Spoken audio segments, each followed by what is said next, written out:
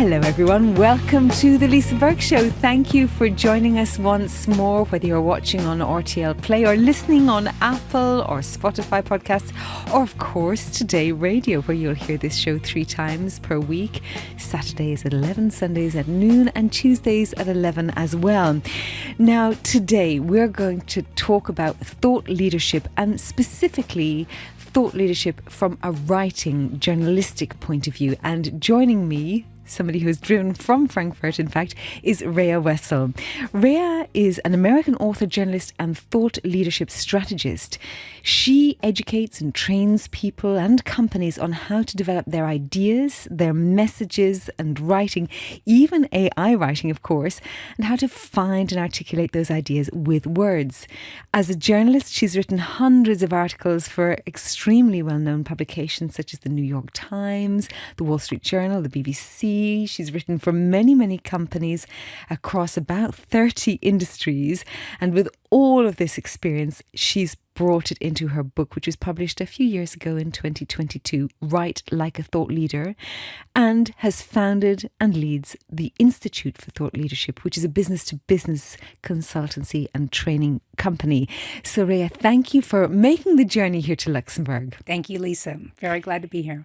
Well, you have an outstanding background yourself as a journalist, and then it's through these decades really of writing yourself, writing for companies, being their voice on paper, and writing articles about companies for all of these incredibly well-known publications that you suddenly thought, I actually have a lot of experience here, and this is the message they're missing. So how did you come to pool all of that in your book?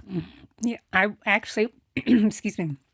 I wanted to write a book. It was a lifetime dream. Many journalists do. And I went out and read everything I could about thought leadership. And in these books, it gave exercises to help you find your own thought leadership niche. And I did some of those. And when I finished all of the books, I thought, wow, this space is really well covered. How can I contribute? And I realized through some of the exercises that I really care about writing. I care deeply about writing and good writing, and thought leadership is about articulating your ideas in writing. And there was a gap there, and I said, gee, I think I will set out and see if I can fill that. And then I packed all of the experience I had over 2 or 3 decades and writing into the book, Write Like a Thought Leader. So that's how I arrived at thought leadership. Yeah, being a thought leader, I mean, let's just sit on that. What is a thought leader? Yeah, well, what is a thought leader? I do believe it is, you can't call yourself a thought leader, or you shouldn't. Some people want to do that. I do think it is something that should be bestowed on you or your company. And a thought leader, whether it's a firm or an individual or a small firm, it's about giving away your best ideas and giving them away generously to help people solve problems that are really pressing to them. So it does serve a marketing function, but you're really teaching and giving away the special sauce. And I'm attracted to that because I love to learn. And as I began to work for more consulting companies, I would get really good experts on the line to interview them and realize they have a lot of depth here. Every time I pressed for an example or go deeper, then they had answers. And for me, being willing to share that is thought leadership, and sharing that widely and generously. Well, you've hit upon something there, which is where a lot of people stumble, because many people, their business is to sell their ideas, to sell the education that they can give. So why would they then choose to put that out there in the medium of writing, or as we've seen many now, through podcasts or through interviews? Why would they give that out for free? Mm-hmm. Yeah. We live in an information society. That was the case even before AI magnified everything. And I do think you need to have an abundant mindset, right? So if you are out there giving away the things you would normally charge for and charge a handsome price for that, you can do that with the right mindset, because you know that the next idea is going to come to you. It's generosity.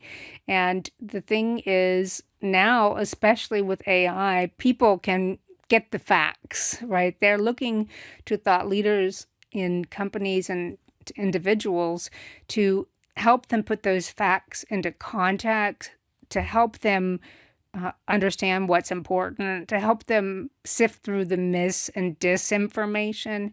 And that's why you have to constantly be publishing. And it is counterintuitive for experts who normally charge a pretty penny for their advice to be sharing that. And I've worked with teams of experts in writing and pressed them, look, you're talking about how great this methodology is or how great this or that is. I still don't know what it is, and you're going to have to tell me, or no one's going to read what this piece says. And don't worry about it, because the client is not going to be able to implement it without you. It's two things. By giving away some of the information, they will still be necessary in order to speak with the client potentially, and it's also a marketing strategy for them. Yeah, right. And so it's proving that you know, and gaining the trust and the awareness of who you are. And an audience. Yeah. And when decision time comes, then you're on the radar, right? You're known for your expertise in that area. When people are shopping to solve problems, that's why they're consuming information. They're not really out there looking to see who's doing what and looks good. No, they're solving a problem. And if you've consistently, and consistency is another issue, but if you've consistently published or broadcast or whatever your medium is to around that problem and helping people solve it, then your company's name is top of mind when they're ready to. So when I was researching for this topic, and it's one that really stood out to me when I read about you and I read about your book and the work that you do, it's because actually I have seen people call themselves thought leaders, in fact. And of course, I can think of a number of companies that would be thought leadership in the studies that they provide and the extremely high quality of information that they provide. But I can also think of people who might think of themselves as experts in a field. And in my humble opinion, they may not be an expert. And when I was trailing the internet for various examples of what is thought leadership and just researching more and more, one of the things that came back is you only have to be 10% more informed than your audience. That was one line that struck me. So what is an expert then? At what point do you become an expert in your field? That I've never heard that with 10% more. That I find that a little bit amusing. And it depends, of course, who you're comparing topic. To, yeah, right? it's the topic. General. The experts are people in companies who have gone deep and who know how to go deep and to sustain that. And expertise actually comes with a curse of sorts. You have a science background, and I work with scientists in Germany at the Max Planck Academy. And for me, if you're doing a postdoc and you have a very narrow research field, you are already an expert, and you've made it to the Max Planck Academy. Institute. But for experts, many of them do not perceive themselves that way. And because they are typically humble people who have a respect for the discipline, and the act of going deep makes you realize how little you actually know. And then, I was working with some scientists doing a mind map for the story framing system. And I got them to put one problem that impacts one of their audiences in the middle of the mind map, and then take it to town out here, write all of this. We had big pieces of paper and everyone was working. This was a live workshop. And I got to the side of one scientist and he told me about a technology he understands could end the carbon problem, right? And I'm like, oh, he was explaining that and I got it real fast and I was like, whoa, that's great. And it was out here on his mind map and I said, why don't you write about that? And he's like, oh, no, I can't. Well, why not? Because I'm an expert in this, not that. And we were talking about 1 centimeter difference on his mind map to make that visual.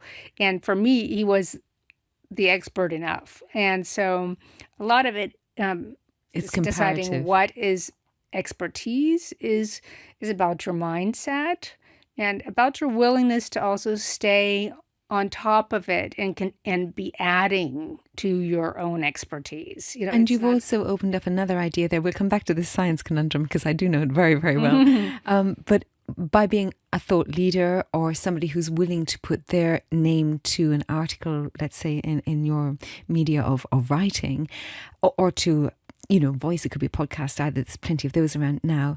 You can open up new ideas. So even if he was like 1 centimeter away from this crux of an idea about the carbon dilemma, he could still be putting out an opinion and therefore get the voices of others in the mix as well. And so open up the conversation of the idea and perhaps develop it further. So there's all sorts of things that can be won by this. But to come back to scientists, whom I do know very well, and I know very, very clever people who are not able to extract their ideas very clearly, and I know you've done this work a lot. So when it comes to the messaging, particularly when it comes to the writing, which is your profession, how do you get people who don't work every day writing articles like you, that they're not used to the written word? Even writing in a certain way for a technology magazine is different from a finance magazine. There's different types of writing for the different audiences. How do you manage to change the mindset of that person in that field so they can open up their audiences? I think it is a skill and a muscle that you can learn and practice. And the key is to talk it out verbally, literally with words before it goes on the paper, and have a journalistic approach to finding out what it is. And then you get that from the expert and then you play it back to them. And sometimes you need to build in a metaphor of some sort, but once when they verbally help the non-expert understand and that person can repeat it back, then you've got the idea, the big idea or the main idea, to a place where it could be published for a general audience. And so I think many experts and scientists go wrong because they're just fighting with a blank piece of paper and they don't have a sparring partner in there or someone to reflect back to. It's like, I'm sorry, I'm not getting it. And what, until they're digging into the understanding arrives, and then you have that nugget to put back. So I think it's really a verbal sparring methodology. With somebody completely outside of your sphere, it sounds like would right. be even more beneficial and to the point of the audience, more representative from the audience as well. So let's go back to you then. You transitioned from being a journalist. You've now founded also the Institute for Thought Leadership. Why did you think it was important to found an institute? I think that thought leadership is a really special field. There are a lot of journalists and ex-journalists working in that area, and it's ideas work, it's concept work, it's taking what's fuzzy and making it clear, and serving in a way that's not just good for the business, but also good for society and so forth. And I think having a formalized approach to that is a really useful thing. There is the Global Thought Leadership Institute that has nothing to do with my company. However, I am now on the board of the Global Thought Leadership Institute, and we are working to define and articulate standards, and they'll be out soon for people to to reflect back, like basically an open process where we want to get feedback on that. And that institute, the GTLI, which is hosted in Houston, Texas, happens to be where I'm from. So all these crossovers, that is really doing the work of an institute in that classic sense, with defining and articulating the best practices. And so I'm really thrilled to be on the board now. Please check it out in Houston in February. We're having the next symposium.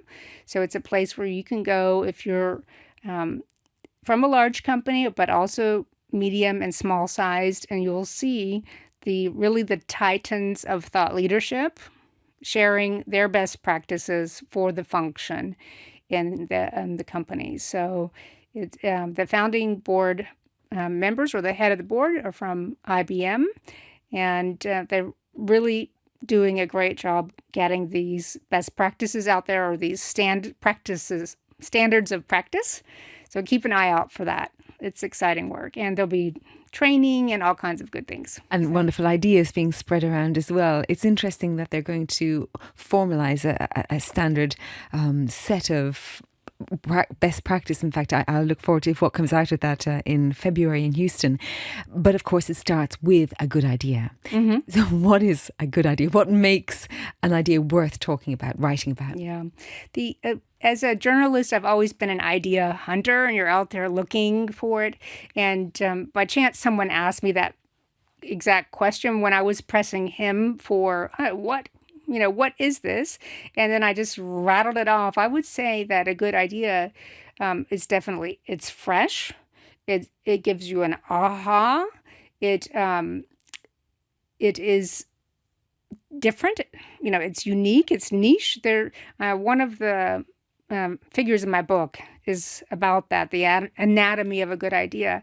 And in fact, what I had to do to write the book was to actually or reverse engineer a lot of my journalistic processes, because here we are at the RTL studio, journalists everywhere, right? So they know what a good idea is, but ask them what that is, and there's not necessarily a language for that. We just know it. Well, there's a difference as well, which I think comes down to the word usefulness, which is one of the words you used in your book, to the audience that you're writing for. Mm-hmm. So a good idea might be amazing within the niche field of microelectronics or something, but not everybody will care about that. That's brilliant idea, even though perhaps everybody's using that idea in a smartphone or whatever. But it is a good idea that is connecting to the audience you want to attach it to. And so then just moving on to the writing process, which you care about so much, you have also developed in your book a 3-step model: find it, frame it, and flesh it out, which is your go-to model to really help anybody who might be just starting out on this journey of writing. And they may have lots of ideas bubbling up inside them that they really have always wanted to share or have thought about. So how should they go about it? Because actually having any kind of a banister to hold on to, a framework to hold on to, it really helps. Mm-hmm. Sure. Right. That's the 3 steps to thought leadership writing, as you said. And the first one is finding your niche. So the thing is, there are many niches, and there are many niches that are very well occupied. So if you look at coaches, for example, I mean, how many hundreds of thousands of leadership coaches are out there? You're going to need to differentiate by niching down and be very, very specific. And just to sit on that point for one moment, this is what we hear all of the time. We hear it across many different types of businesses. So is it really proven that to have a niche, it is better than to be broad? It depends on what your intent is and what your purpose is. So if you're trying to be found in a very busy and messy digital world, then a more narrow niche is going to be very helpful for you. In other use cases or other scenarios, having a broad general knowledge is going to be super important. But I'm talking about being found so that you could get the attention of the audience to potentially place your offering with them. And then also just to sit on this, because it might sound trivial, but in fact, I think it's not so trivial to find your own niche, because most people have a number of things that they're interested in, even within one small spectrum of any career. You can think of a set of studies where there would be many, many different niches within that little spectrum. So how do you help a person on that journey? Yeah. I work with Harvard alumni entrepreneurs. That's one of our signature programs. We teach the Thought Leadership Writing Incubator.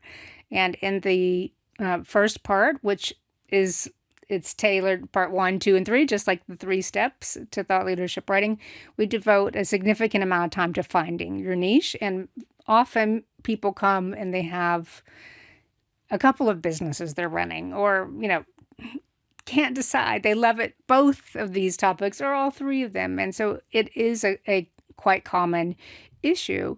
And so talking it out, but also understanding what is the business intent and what is the market appeal. So helping them narrow in that sense, like, okay, you may love it, but there might not be a big demand for it. Therefore, that's reason to pick your other one, right? And so leading through that process. And so to find your niche, I say your niche or thought leadership niche is an intersection of what you know and what you know deeply. So you can have a PhD in this, but you don't have to. It's what you love and your passion and purpose and your unique view. And where that intersects, I say that's your story sweet spot. And that brings up the point of AI writing as well. So when you are writing naturally, completely organically, you should be writing from that story sweet spot, meaning you love this material, you have a unique view, and you have it fits with your passion and purpose, right? But having that done and understanding that thought leadership statement, which we literally generated out like a template. I want to be seen as an authority in, right? And an hour or 2 later, they're able to fill that out, right? It's not necessarily just what pops up. So when it comes to AI writing, you also want to write from your story sweet spot, right? So someone else may be able to generate that same article, but it's just going to sound generic if that passion and purpose isn't behind that, if that deep expertise isn't behind that. So that's the first step. Yeah, that's the first step out of the find it, frame it, flesh it out. Since you've mentioned AI writing, of course we're going to I shouldn't have opened that can of worms. It is a can of worms. Let's just land on one question perhaps, and I'll come back to the frame it part. With AI writing, and let's stick to the idea of finding your niche in this purpose, for example, and then you're popping out an article on whatever niche you've found. How can AI writing develop your voice if it doesn't have all of those documents already findable, traceable? I mean, for example, if AI writing was to look at your writing, there's so much background there. There's like 30 years worth of writing by Rhea Wessel that it can find. But if you're a new Harvard alumni, as you are working with these new people coming up who will be in their 20s, there may not be the same catalogue of writing. So how can AI writing develop a style which is in their voice when they haven't created their voice online yet? Yeah, well, I don't think that is possible. It's not made like that. You either feed it your material so that it learns your voice, or it's going to give you somebody else's voice. And so you could just designate who that should be, but it won't know if it doesn't have that base material. Which means that there might be a whole future generation of people where they don't put in the work to create their own voice. But let's just park AI writing, because we're going to come back to it for sure. So we have Find It. That's about your identifying your niche with experience, passion, and your unique viewpoint. And then we come to framing it, framing the story. Right. So framing the story is the technique to get literally the lens you would use to see the story. And so if you think about the way a photographer looks at the landscape, what are they going to put into the lens, right? A lot is going to be left out. And that is very much the point in good writing, is what are you going to leave out, right? And experts in particular have trouble leaving out things. Yes. Because they love the detail, and you got to know this, and then you got to know this, right? So literally, I hold up a picture frame when I'm teaching online and say, here, that you've got all these expertise and that mind map I described, right? So you know all of these things here. Which one are you going to choose? And so that's the way, the language I created to help academics and experts figure out what framing means. Story framing for journalists, and again, this was a process I had to kind of reverse engineer, because just like, what is a good idea? What is a story? Well, we knew because the editor told us to go out and get the story, and we came back and got feedback, yes or no. And it was also cut down for you by sub-editors saying, well, we can leave like 2/3 out, and there's your article. Exactly. And that's how news copy was written in the old days, because it was printed out, and if they didn't have enough space in the newspaper to make the article fit, then they needed to slice it at the bottom of the strip. Yeah. That's why the most important stuff went up top. That's the news style, right? Now it's a different publishing landscape with digital publishing, etc. But framing. So what I came to understand as I figured out. So let me back up there. I have been writing for consulting companies for many, many years. And I would get these teams of experts who would show me an article that they spent their evenings and weekends writing by committee in a certain way, because there were 6 or 7 of them. And very, very smart people, really interesting things in the article.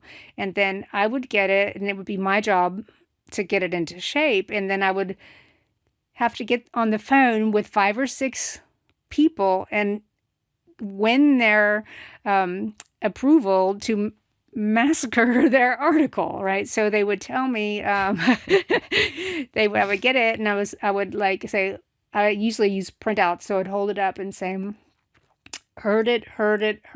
Oh, that's interesting. Why don't we push that up here, kick out all the rest, and then you have a new idea. Then that's something bringing the conversation forward, right? And so I did that, I think, several hundred times, and it was also nerve-wracking, because you don't want to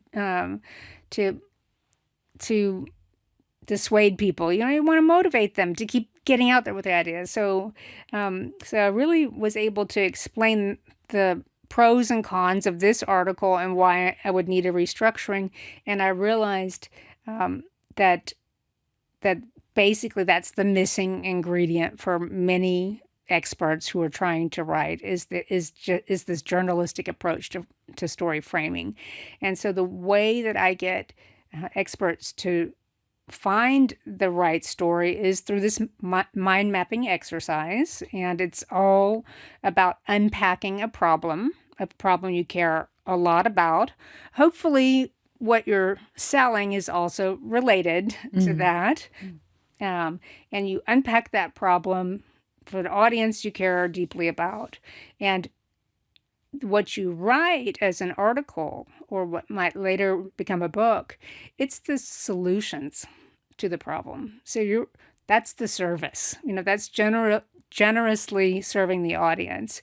And so it's fun to do this with the people and the participants in our workshops, because once they get it, and the headlines just keep coming, the ideas, the story ideas. And so in the story framing session, the average person comes away with 10 to 15 story ideas. And well, you've just explained to me, if you're dealing with a committee of true experts on any given topic, that they will have had to go away, do their own research, come back with a huge amount of data.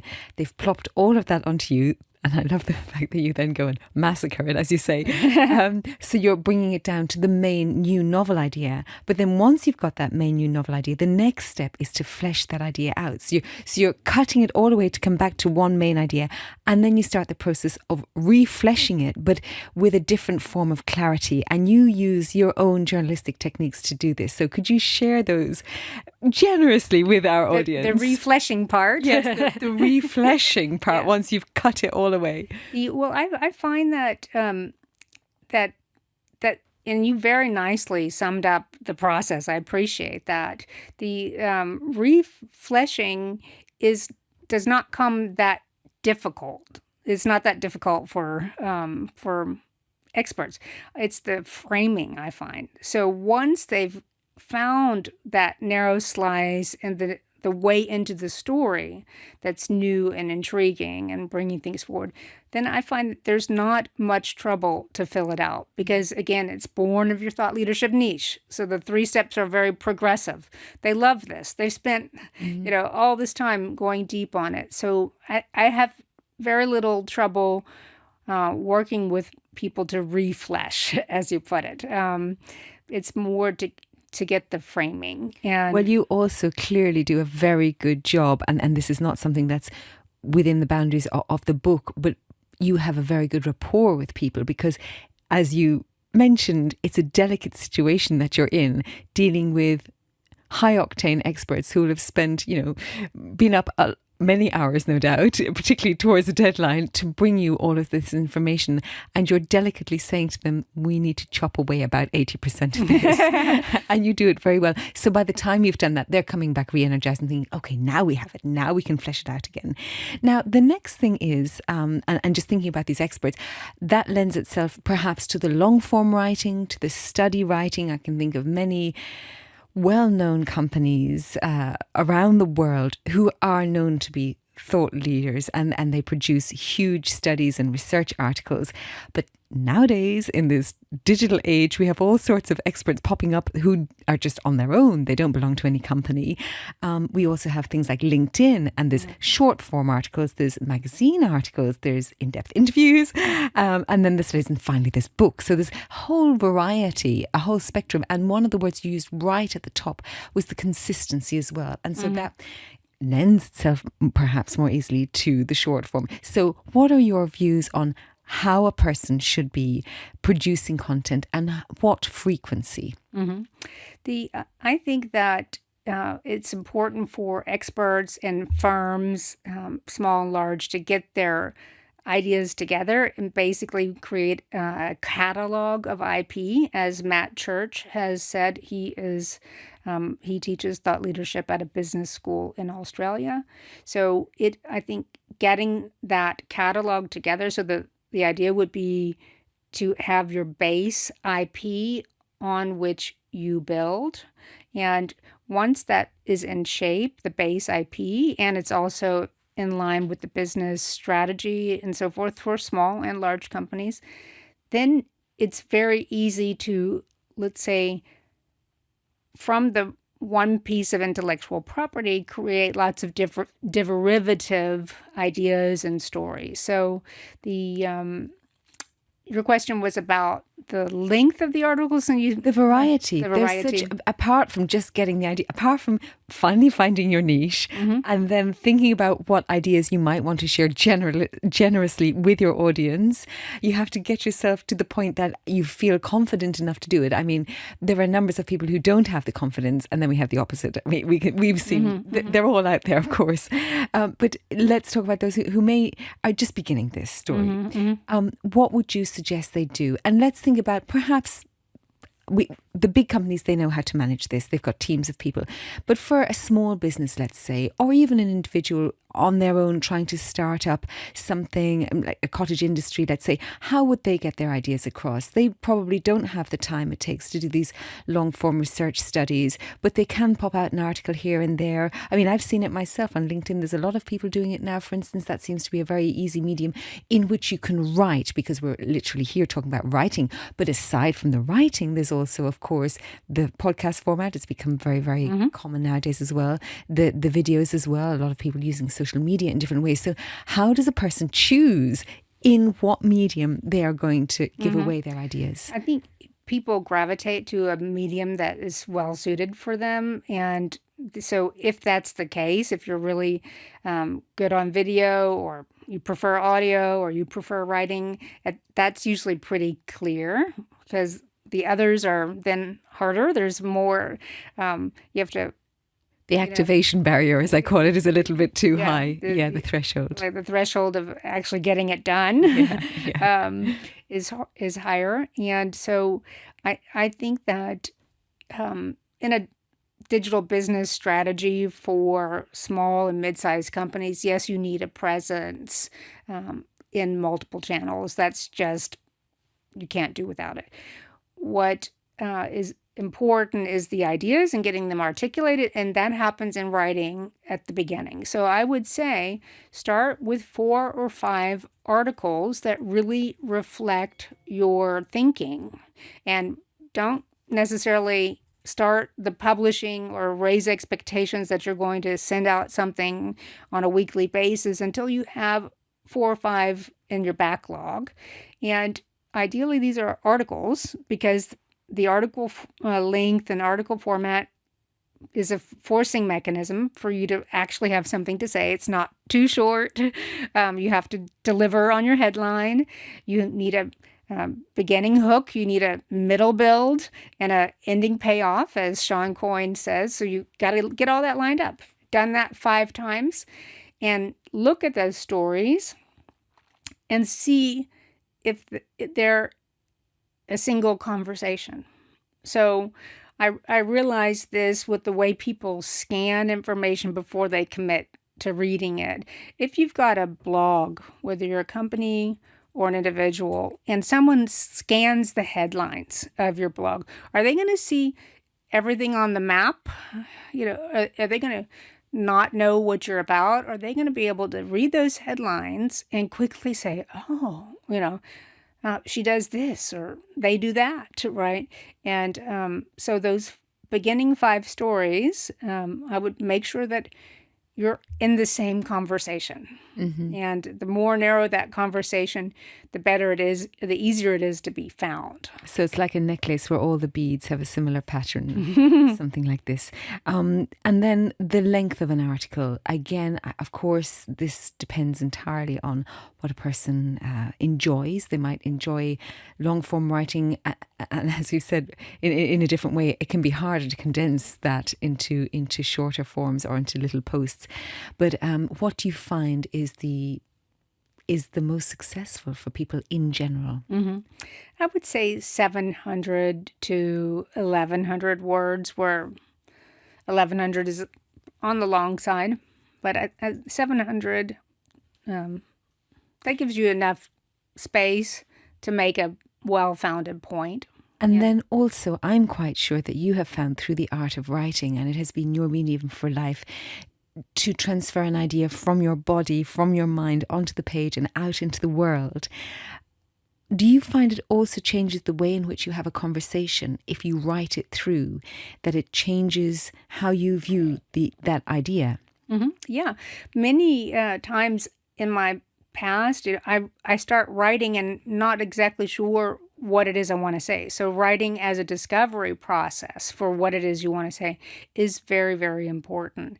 I think that's what you mean when you say writing it through, right? You know you're onto something. That's why we have things like first drafts and editors, right? Yeah. So I say just get started, right? And if it's wanting to come out of you, then get it rolling. And Matt Churchra, I mentioned, he has a beautiful saying about thought leadership. Thought leadership comes through you. It's not from you. You're a vehicle who transforms it, right?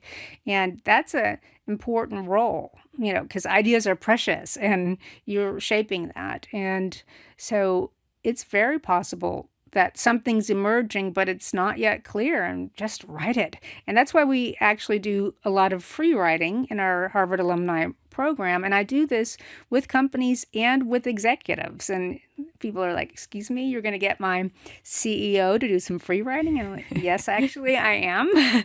and I give a writing prompt. Usually there is a business context. I give a writing prompt and set a timer, and then people start writing. And this is the opposite of article writing, right? This is a process that widens the search space, helps you find more ideas, stumble across your own thinking. And I did this actually in school, and when I was growing up in the United States, and loved it, and never thought that there could be a business application, but it really is healing, and it's really revealing for yourself about yourself and your ideas and what's really going on, what you're thinking, maybe what you're afraid of. And it sounds a little bit like journaling, which has become a very popular hobby, I was going to say, but it's more than a hobby. It, in fact, has been proven to make people feel an awful lot better. And again, it's taking those pains, those traumas or hopes and dreams out of your body and onto the page. So through you, as you said also.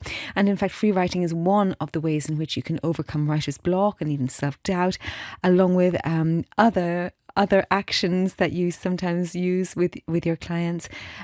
Serendipity, clearing notifications is another one, and purpose work. You say, what's purpose work? Purpose work is the process of looking into yourself to understand your true motivations. And I think that there are actually quite a few really good thought leaders on purpose and finding your purpose.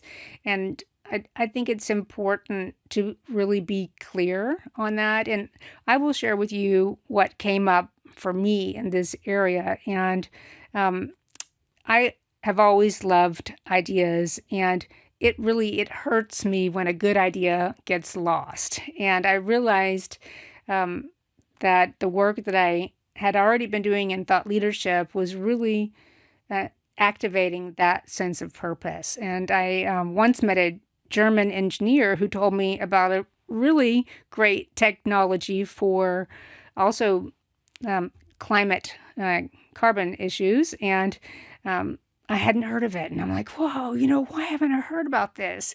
And I realized it's very often that the solutions that we need as business, as society, everybody, they exist already. This is not the first time I've heard this. I've heard this from investors, in fact. They're stuck in some expert's head. Yeah. And so through this journey that I've had around thought leadership, I have come to see myself as like a midwife for others' ideas. And that's a lovely way of saying it's the greatest role for me, because I don't want to see a good idea be wasted. And that hurts me, like when... That's a beautiful phrase. I really love that. Now, again, I know that you work at the Max Planck Institute and you're dealing all the time with experts in different ways. When is it good enough to put that piece of writing out there, particularly with a piece of writing? Because we have two things pulling like a tug of war in different ways. One is that it's the digital age. It's moving faster than ever. It's like worse than today's news is gone. It's so much faster than that. But on the other hand, for this one person who's putting their name on a thought and putting that out in the world, it's always there. So when is it good enough? Yeah, that is a very individual question to answer, and it also depends on the channel that you're publishing on, the purpose, et cetera, et cetera. Perfectionism is an issue. It's real, and I would say there are also ways to kind of hedge it, or to acknowledge that okay, in this piece I've only addressed X, there's also Y and Z and back to A, B, and C. There are ways to hedge it. I think working with an editor and having your peers review that help you understand that. And it does take courage, and it does get easier it does get easier once you're out there with your ideas. So it's about starting it and then carrying it on. I said we would come back to AI writing. Okay. We have to come back to AI writing. But the main point to begin with was that back catalogue, which you already answered, the fact that if your voice is not out there already, it cannot be found, because AI is, of course, just this, it's screening everything that's been put out there before and coming up with a new version. So how do you encourage people to use AI to help them perhaps at any of these stages? We walked through a few different stages, perhaps to overcome writer's block. Can you use it as a tool in some ways in order to find your niche, or then ultimately to finding the right sized article to write, and, or dare I say, even writing the article? Yes. Okay. So I can answer that, and let's keep that with the 3 steps to thought leadership writing, because that gives us some structure, because there are just so many different ways to use it. When you are not sure of your niche and your intent is to build a thought leadership practice, or to hone the niche of your firm, then the AI is a great tool to understand who is doing what out there. So, of course, you could have done this with Google searches in the past, or getting a press service that gives you the clippings, etc. But that is really now like heavy lifting. So the AI, if you're using a tool that is reliable and will provide you with links, can first give you the lay of the land. What's the landscape? Okay. So, and how are we perceived? So that's a very good place to start. Then when you're finding your niche and so forth, you can also begin to ask the AI, what are all of these people saying? So not only who they are and what they do, but let me hear what they're saying about this niche subject, or this subject broadly. And you keep drilling down. And so you can get really good, reliable results, and also narrow them by time, or say only in these journals, or et cetera, et cetera. So you can see what people are saying. Then a third way within the finding your niche step would be to really use the AI for white space research. Okay, so, now you've identified who's in the niche, what they're saying. Ask the AI what they're not saying. So ask the AI what they're not saying that needs to be said, and take that deep understanding of the audience with you in that conversation, right? And that is a really interesting way to hone a niche. That's a beautiful piece of information there that you've given away for free. Thank you generously. Generously. That's our word of the day. And then just to bring it all together, when you wrote the book and you put it out there in the world, what feedback did you get? And that process as well, which I'm sure took a couple of years, because you wrote it before AI was a thing. Yes. You did write it. What changes came your way through the process of writing the book and post the book? Yeah. So it is really a journey. Many people underestimate how long it's going to take. It definitely took me a lot longer than I expected, not just to have the understanding and the knowledge, but to also finish the book.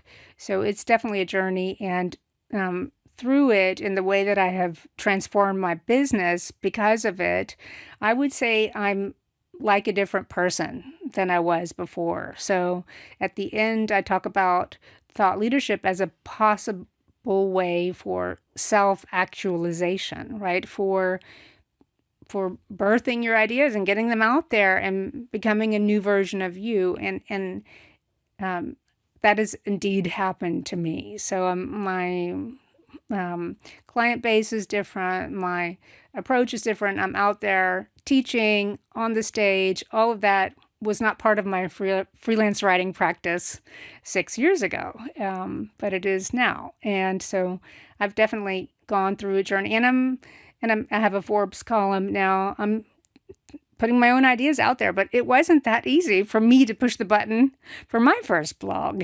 Which is also very good to know for others. To know that it was not. It's even different. Though you are a writer. Exactly. It's different when it's your own ideas. And so it has really been a beautiful journey. I'm very grateful for it. And I'm really looking forward to the future, because I think that with the misinformation and disinformation culture that's out there, we are going to be relying on thought leadership from firms and individuals even more. And so I'm really glad to be helping people understand the best practices and the way to approach it and the way to get out there, because we need more voices that are grounded in fact and service and trusted so forth. Voices. And excuse me? Trusted voices. Trusted voices, yeah. To build up that connection with the audience, where one can definitely have that bond of trust, which is important in every aspect of life. You've also then just explained through the process of writing the book and the life in the last 6 years since that time that you have been speaking more, which is another way in which the words are used. Mm-hmm. So you have the writing and the speaking. And how do you find the two in order to get an idea across? Do you like mixing both? For me, a good speech always comes with a first draft written. It's an article or a longer form article delivered in a different way. And so the two go hand in hand for me. And it took me time to warm up to the skill of public speaking and so forth, but it works and it can be done. Well, you've done an amazing job, Rhea, and I'm so glad that you made the journey here to us in Luxembourg to share your ideas with us. And of course, we'll link to your Forbes column and naturally to your book and to the Institute for Thought Leadership as well. And any final ideas to give away for people to encourage them to start? Yeah, I would say that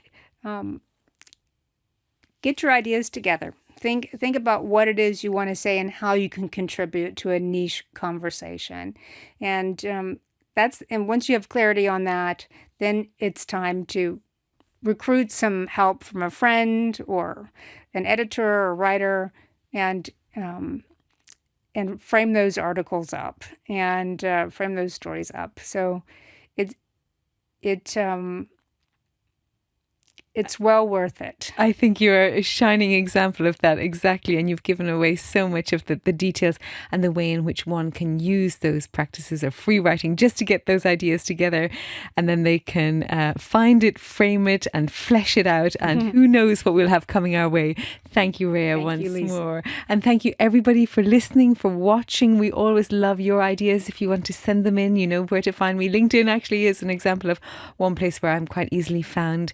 And plenty of other places where you can find all of us and the team at RTL Today and Today Radio. And with that, I wish you a wonderful week ahead. Thank you, everybody.